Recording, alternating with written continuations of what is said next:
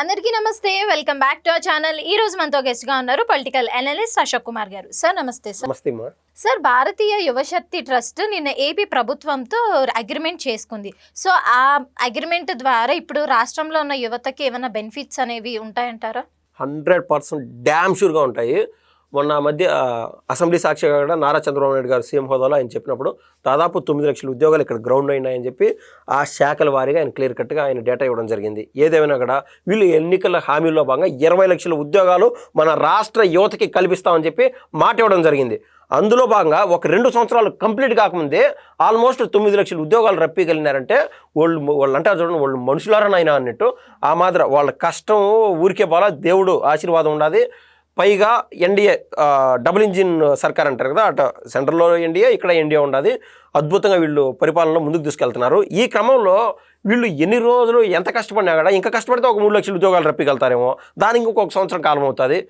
అంటే అది అదృష్టం బట్టి, అంటే వీళ్ళు ఒక పక్క కష్టపడుతున్నారు, అంత కష్టపడినా కూడా ఆవగించే అంతైనా అదృష్టం ఉండాలంటారు కదా. ఆ మాత్రం వీళ్ళు పడేటువంటి కష్టాన్ని గూగుల్ కంపెనీలు వచ్చాయి, ఈ టీసీఎస్లో బయట నుంచి ఆర్సిలర్ మెటల్ కావచ్చు, అనేక కంపెనీలు వస్తూనే ఉన్నాయి. ఎప్పుడైతే జగన్మోహన్ రెడ్డి గారి కాలంలో ఆగిపోయిందో అశోక్ లైలాండ్ వంటి కంపెనీలు కావచ్చు, అన్నీ పునర్జీవం పోసుకొని ముందుకు వేస్తున్నాయి.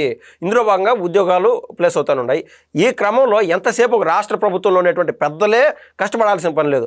మనం కూడా అంటే మనకు తోచిన సాయం రాష్ట్ర ప్రభుత్వానికి అందించాలా. రాష్ట్ర ప్రభుత్వానికి కాదు, మన చుట్టూరు వాళ్ళకి కూడా సాయపడాలితే ఆటోమేటిక్గా రాష్ట్ర అభివృద్ధి శ్రేయస్ కొరకు మనం పాటుపడిన వాళ్ళం అవుతాం. ఒక కవి చెప్పారు కదా, సొంత లాభం కొంత మానుకోమని. ఆ మాత్రం మనం కష్టపడే దాంట్లో మనమే లాభమే మానుకోమనట్లా, లాభం ఆర్జించతో పాటు 10 మందికి ఉద్యోగాలు ఇవ్వడానికి ట్రై చేయి. ఆటోమేటిక్గా వాళ్ళ కుటుంబాలు బాగుంటాయి, వాళ్ళు పిల్లాపాపలతో సంతోషంగా ఉంటారు.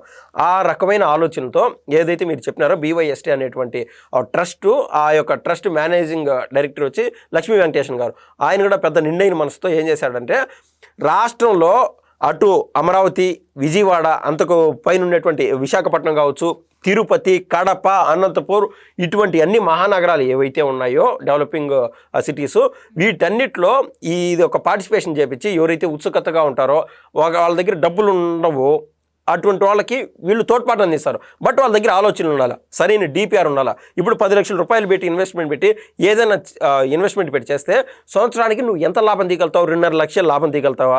దాంతోపాటు ఎంతమంది ఉద్యోగాలు వస్తాయి? 2.5 లక్షలైనా నీకు ఏదన్నా 6 లక్షలు తీయగలుగుతావు అని చెప్పి ఒక్కొక్కరికి ఆ యువతలో చురుగ్గా ఉన్నారు, ఒక కాన్ఫిడెంట్గా చాలా దూసుకుపోతున్నారు. ఒక్కొక్కరితో ఒక్కొక్క టాలెంట్ ఉంటుంది. అయితే పెట్టినటువంటి 10 లక్షలకి 3 నెలల్లో కూడా 10 లక్షలు తీయగలిగే వాళ్ళు ఉన్నారు. వాళ్ళ యొక్క వినూతమైన ఆలోచనలమ్మ. ఆ మాత్రం వాళ్ళకి మిషనరీ ఉండదు, మిషనరీ సదుపాయం ఉండదు, అన్నీ ఉంటాయి. మిషనరీ కావచ్చు, క్యాపిటల్ పెట్టుకోగలుగుతారు. అయితే సరైన రోడ్డు మార్గాలు కూడా ఉండవు.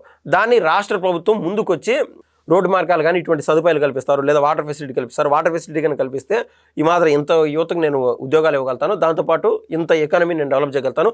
మీరు నాకు ఏదైతే ఇది కల్పించారో, 10 లక్షలు ఇన్వెస్ట్మెంట్ ఇచ్చారు కదా, 4-5 నెలల లోపు నేను తిరిగి ఇవ్వగలుగుతాను, లేదా సార్ 3 సంవత్సరాలు EMI రూపంలో నేను కట్టుకుంటాను సార్ అని చెప్పి వాళ్ళు ఈ యొక్క నేను చెప్పినటువంటి మహానగరాల్లో వాళ్ళు పెట్టేటువంటి BYST వాళ్ళు పెట్టేటువంటి ఆ సమావేశాల్లో పాల్గొని వీళ్ళు కన్నా వీళ్ళ ఆలోచనలు కన్నా వాళ్ళకి చెప్పగలిగి వాళ్ళు కన్నా సాటిస్ఫై అయిపోతే, ఏది ఏమైనా కూడా ఈ అన్ని నగరాల్లో కలిపి 5,000 మంది యువతని బయటికి తీసుకొచ్చి, అంటే వాళ్ళని సెలెక్ట్ చేసి వాళ్ళకు ఎటువంటి అవసరాలున్నా తీర్చేదానికి వీళ్ళు సిద్ధం. దాదాపు ₹1 కోటి కూడా ఇన్వెస్ట్మెంట్ దానికి సిద్ధం. అయితే వాళ్ళ దగ్గర సరైన ఆలోచన ఉండాలా, ఆలోచన పైన వాళ్ళకి కాన్ఫిడెన్స్ ఉండాలా. ఈ కాన్ఫిడెన్స్ కన్నా ఉంటే వాళ్ళు ఖచ్చితంగా డబ్బు రూపంలో కావచ్చు, లేదా టెక్నాలజీ రూపంలో కావచ్చు, ఇప్పుడు స్విగ్గీ కావచ్చు, ఓలా కావచ్చు, రకరకాల ఫుడ్ యాప్స్ ఉన్నాయి. అదేవిధంగా ఇప్పుడు కిరాణా స్టోర్స్ నుంచి కూడా మనకు సరుకులు రావాలంటే ఇమీడియట్గా ఏదో బిగ్ బజార్ అంటే రకరకాలిటీ వస్తున్నాయి. అటువంటి యాప్ కానీ మాకు కానీ తయారు చేపిస్తే, మా దగ్గర సరుకు ఉన్నది, మా దగ్గర 100 ఆవులు నేను చాక్కోగలుగుతాను, డబ్బులు అన్నీ ఉన్నాయి, వీటి ద్వారా నేను స్వచ్ఛమైన నెయ్యిని ఎవరు అడిగినా కూడా ఇవ్వగలుగుతాను అని చెప్పి డైలీ వారి ఒక బిజినెస్ డెవలప్ చేయొచ్చు. దాన్ని ఈస్ ఆఫ్ డూయింగ్ బిజినెస్ కింద రాష్ట్ర ప్రభుత్వం కూడా ముందుకు వస్తుంది. తద్వారా విన్ స్ట్రాటజీ కింద ఒక మంచోడికి మరో మంచోడు తోడైనట్టు రాష్ట్ర ప్రభుత్వానికి ఇటువంటి వాళ్ళు ముందుకు వచ్చి 5,000 మంది పారిశ్రామికవేత్తలు తయారవుతున్నారంటే, ఒక్కొక్కరు రేపు మాపో వీళ్ళని చూసి వీళ్ళంతా చిన్న తరహా పారిశ్రామికవేత్తలే కదా, వీళ్ళు ఏ స్థాయికి పోతారో, ఏ రేంజ్కి పోతారో ఎవరు చెప్పలేం. ఏ విధంగా అయితే లలిత జ్యువెలర్స్ ఆయన ఓనర్ ఉన్నారో, గతంలో వాళ్ళ అమ్మ బంగారు తాకట్టు పెట్టి మళ్ళీ ఆ స్థాయికి పోయినాడంట. అందరికి తెలిసినటువంటి వాస్తవం. ఆ మాత్రం వీళ్ళ భవిష్యత్తు ఏ విధంగా ఉంటుందో, ఈరోజు 10 మందికి ఉద్యోగాలు ఇచ్చేటువంటి వాళ్ళు రేపు మాపో 100 మందికి ఇవ్వచ్చు, 1000 మందికి కూడా ఉద్యోగాలు ఇవ్వచ్చు. తద్వారా ఈ ఇమ్మీడియట్ ఎఫెక్ట్, ఇమ్మీడియట్ ఫ్రూట్నెస్ ఇప్పుడు కనపడకపోవచ్చు, కానీ ఆ ఫలాలు భవిష్యత్తులో 2 ఏండ్ల 3 ఏండ్ల లేదా 10 ఏళ్ళు వేసుకోండి, ఈ 5,000 మంది కాస్త 5 లక్షలతో సమానము. సో రాష్ట్రంలో ఎవరు కూడా ఈ పూర్నెస్లో మిగిలిపోరు, కనీసం ఉద్యోగం చేసేటువంటి స్థాయిలో ఉంటారు. ఆ ఉద్యోగం చేస్తా ఒక 2-3 ఏళ్ళు ఉద్యోగం చేసిన తర్వాత వాళ్ళకి బిజినెస్ పైన మక్కువ ఉంటే వాళ్ళు బిజినెస్లోకి దిగుతారు. అట్లా రాష్ట్రం మిగిలిన రాష్ట్రాలతో పోలిస్తే రాష్ట్రం సుభిక్షంగా ఉంటుంది. దానికి ముఖ్య కారణం ఈ విధంగా ఎవరైతే ఈ లక్ష్మీ వెంకటేశ్వర గారు లాంటి వాళ్ళు మంచి మనసు ఉండేవాళ్ళు ఇంకా 10 మంది ముందుకు రావాలని చెప్పి మనందరం కోరుకోవడం అనేది సమంజసం అని నేనైతే అనుకుంటున్నాను. Thank you sir. థ్యాంక్స్ అమ్మా. చూసారు కదా, ఇది మన వీడియో. మరిన్ని లేటెస్ట్ అప్డేట్స్ కోసం మా ఛానల్ని సబ్స్క్రైబ్ చేసుకోండి.